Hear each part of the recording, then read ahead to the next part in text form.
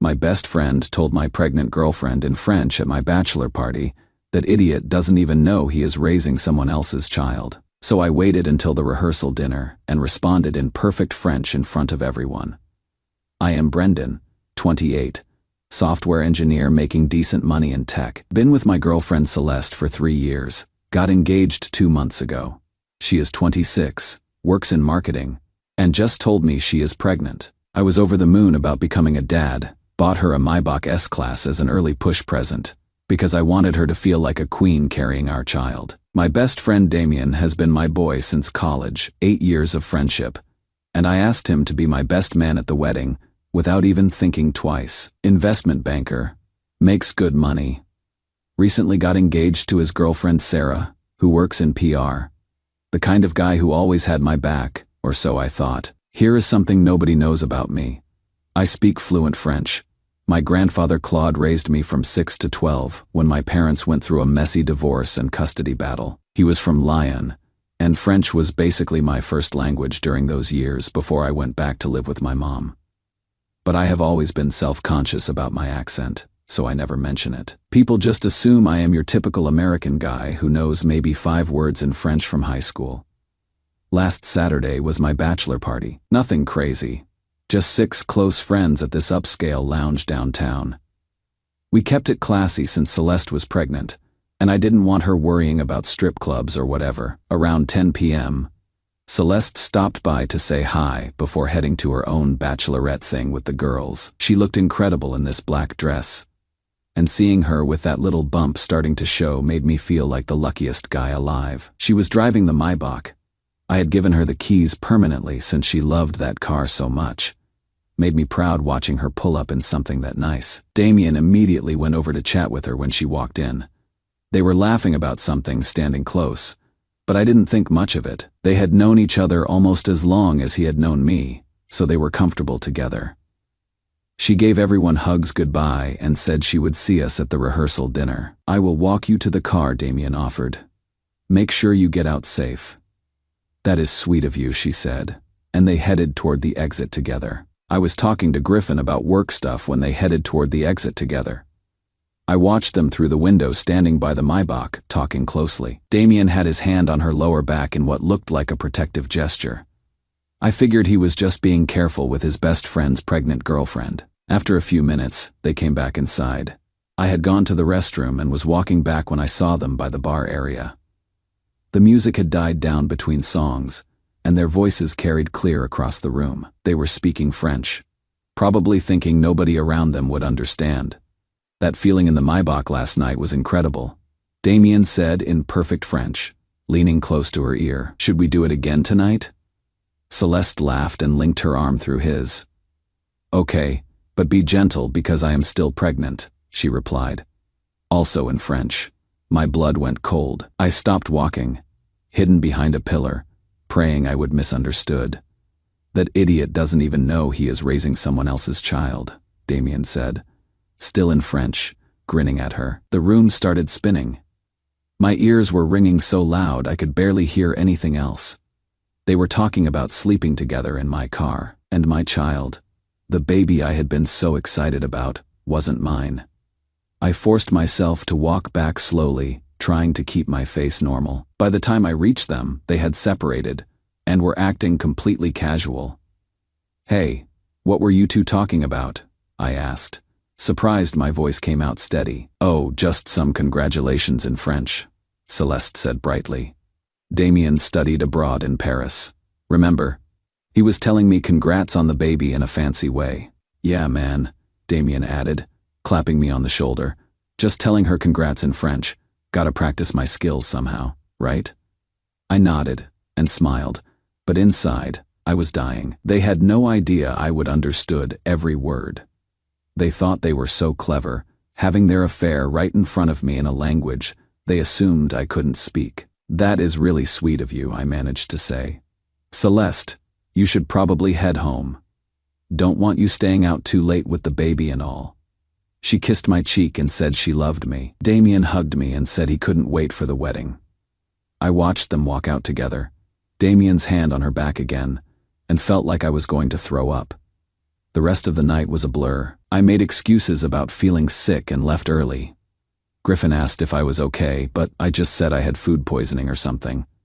I couldn't tell anyone what I had heard, not yet. I drove home in silence, my mind racing. How long had this been going on? When did it start? And the baby? When was it actually conceived? I sat in my driveway for 20 minutes before going inside. Celeste wasn't home yet, probably still with Damien somewhere, doing God knows what in the car I had bought her.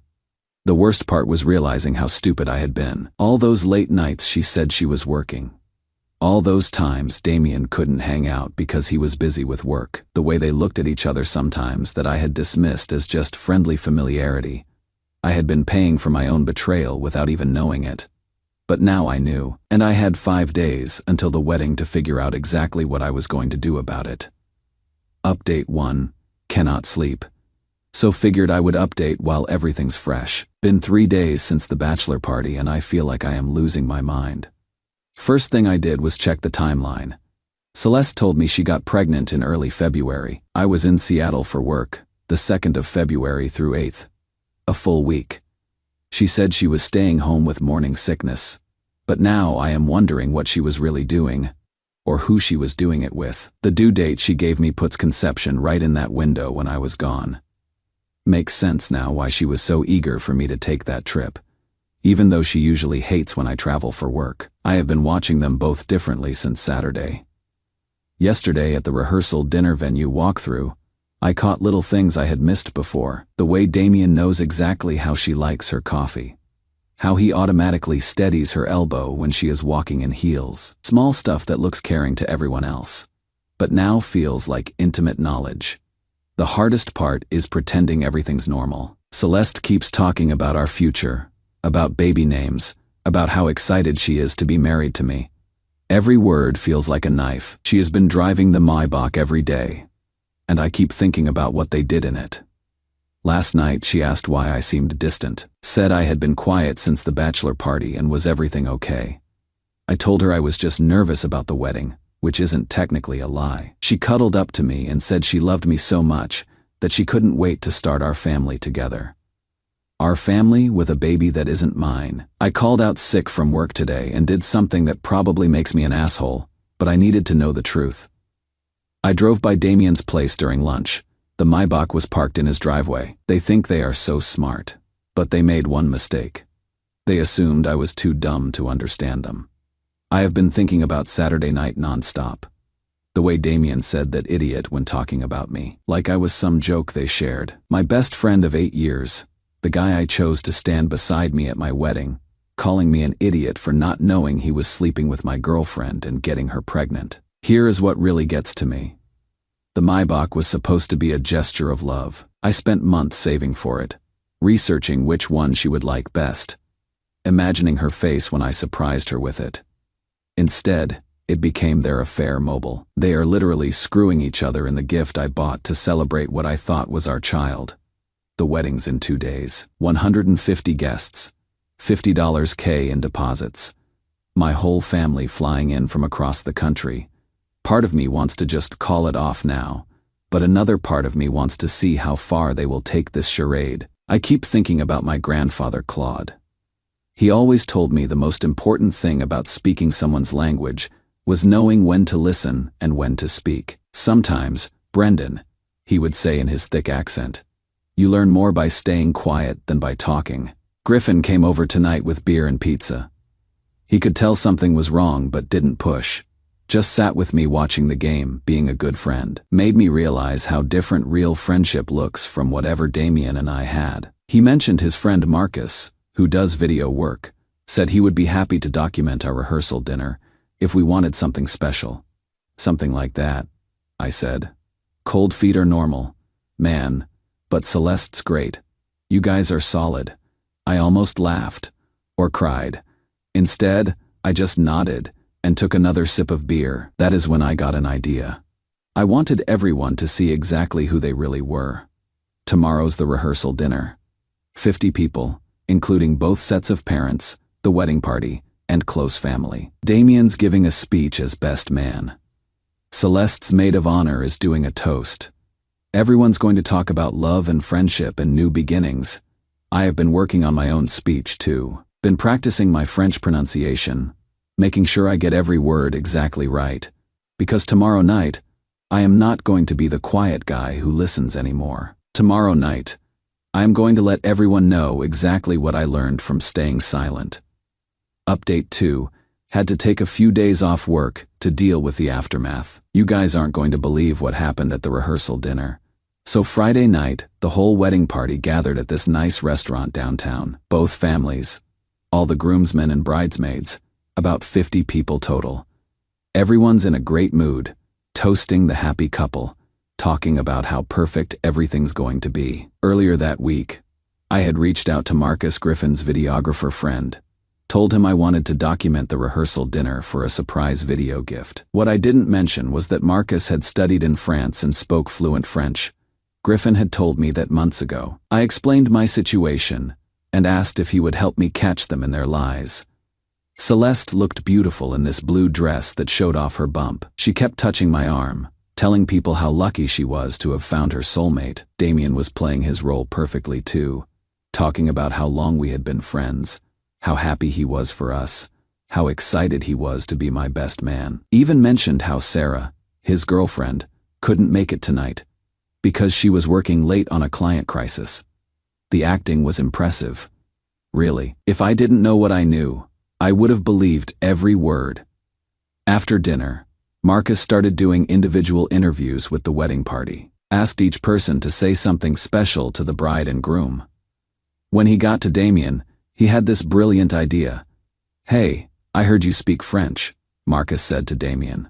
"That is so romantic. Could you say something to the bride in French for the video? Something beautiful about love and marriage?" Damien's eyes lit up. Perfect opportunity to show off. And he figured nobody would understand anyway. Celeste was standing next to me, beaming, probably thinking this was so thoughtful and cultured. "Of course," Damien said, looking directly at Celeste. Then, in perfect French, he said, "I will miss you in bed tonight." A few people went obvious thinking it was something romantic. Celeste blushed and giggled, then responded in French, "Be careful, my love. We cannot be too obvious." Marcus kept filming, nodding like this was beautiful. My parents looked confused but charmed. Celeste's mom had tears in her eyes thinking this was such a touching moment. I let it go on for about 30 more seconds. Let them really dig their grave deep. Then I stood up. "Thank you, Damien, for that beautiful demonstration," I said clearly, loud enough for everyone to hear. "Now I know who the real father is." Then I switched to French. Perfect, fluent French with my grandfather's Lyon accent. "And Celeste, since you are more comfortable speaking honestly in French, let me respond in the same language. I have understood every word you two have said this week." The silence was deafening. You could hear forks dropping onto plates. Celeste went white as a sheet. Damien's mouth hung open like a fish. "Brendan," Celeste whispered, "you speak French?"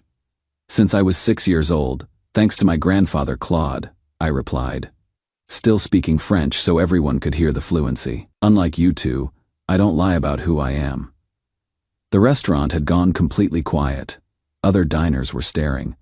My mom looked like she was going to faint. I switched back to English for everyone else's benefit. "For those who don't speak French, my best friend just told my girlfriend he would miss sleeping with her tonight, and she called him, my love, and told him to be careful about being obvious." Damien started to say something, but I cut him off. "Oh, and Celeste, I had the Maybach towed this morning. Figured you two had enough rides in my car." Celeste started crying. "Brendan, please. I can explain actually." "You cannot," I said. "The wedding's cancelled." Promising to change, saying we could work this out, that the baby might still be mine. Damien tried to play damage control, saying it was all a misunderstanding, that the French was just a joke. A joke, like when you called me an idiot at my bachelor party for not knowing I am raising your child. My dad stood up then, looking like he wanted to punch someone. Marcus was still filming. I had asked him to capture everything. The bridesmaids were crying. Celeste's father grabbed her arm and started pulling her toward the exit. "We are leaving." Now, anyone who had travel plans. "I am sorry for the short notice," I announced to the room. Damien tried to follow me out, saying we needed to talk, that I was overreacting. I turned around in the parking lot. 8 years, Damien. 8 years of friendship, and you called me an idiot for not knowing you were sleeping with my girlfriend, Brendan. I never meant you meant every word. You just didn't think I was smart enough to understand them. I left them both standing in the parking lot and drove home. Spent the night calling vendors, canceling everything I could. Lost most of the deposits, but honestly, it was worth every penny to see their faces when they realized I would understood them all along. But here is the thing. Even though I was done with both of them, legally, I still had concerns about the baby. My lawyer explained that if there was any chance it was mine, I could potentially be on the hook for child support, and Celeste's family was already making noise about me having obligations to my child. So I decided to wait until after the birth to demand a paternity test. No point in risking Celeste's health with prenatal testing when I was already certain of the results. The crazy part: this whole disaster isn't even over yet, because this morning I got a call that is going to make everything so much worse for them. Final update. Been dealing with lawyers and family drama for the past month. Finally got time to close out this story. The paternity test confirmed what I already knew. Damien is the father. But getting to that point was a nightmare, because both families were pressuring me to do the right thing regardless of the results. Celeste's parents actually had the nerve to suggest I should raise the child anyway since we had been planning a family together. My own mother initially said maybe we could work through this as a family. It took showing them the video Marcus had captured of the French confessions, has been translated into English, to make everyone understand how calculated this betrayal was. The immediate aftermath was absolutely nuclear. Sarah, Damien's girlfriend, saw the video when it started circulating through our friend group. She dumped him that same weekend and kept the ring. Turns out she had had her own suspicions about him working late so often. Damien's investment firm caught wind of the scandal within 2 weeks. While they didn't fire him outright, they moved him to a back-office compliance role with a massive pay cut, going from managing client relationships to processing paperwork, and his salary dropped by more than half. Celeste lost her marketing job about 3 weeks later. Her company said they were restructuring, but everyone knew it was because several clients had seen the video and didn't want their brands associated with someone who had publicly lied and cheated. So there they were, both unemployed or underemployed, broke, and about to have a baby together. The passionate love story they thought they were living in secret became a financial nightmare in public. I reclaimed the Maybach from the impound lot and sold it within a week. Used that money plus what I got from selling the engagement ring to fund a solo trip to Europe. Spent 2 weeks in France, actually visiting the town where my grandfather grew up. Posted pictures from the French Riviera with captions, thanking him for teaching me that understanding people's true words is priceless. Griffin kept me updated on the ongoing disaster. Celeste and Damien's relationship completely fell apart within 6 weeks. Turns out having an affair together doesn't build a solid foundation for raising a child in poverty. Who could have predicted that? Celeste moved back in with her parents and took a part-time retail job. Word travels fast in that industry, especially when there is video evidence of your character. The friend group sided with me completely. Everyone who was at that rehearsal dinner saw exactly what kind of people they really were. Both Celeste and Damien are completely cut off from our entire social circle. I got promoted at work last month. Turns out handling personal crisis with dignity and professionalism impressed my boss. The raise helped cover the wedding losses, and then some. I am dating someone new now. A teacher who thinks the whole story is insane, but appreciates that I handled it strategically instead of violently. She has been helping me practice my French conversation skills, which has been nice. Celeste had the baby. I don't know if it is a boy or girl, and I don't care. Damien's paying child support but barely making ends meet with his reduced salary. They tried co-parenting for about 3 weeks before it devolved into constant fighting over money. Sometimes I wonder what would have happened if my grandfather had never taught me French.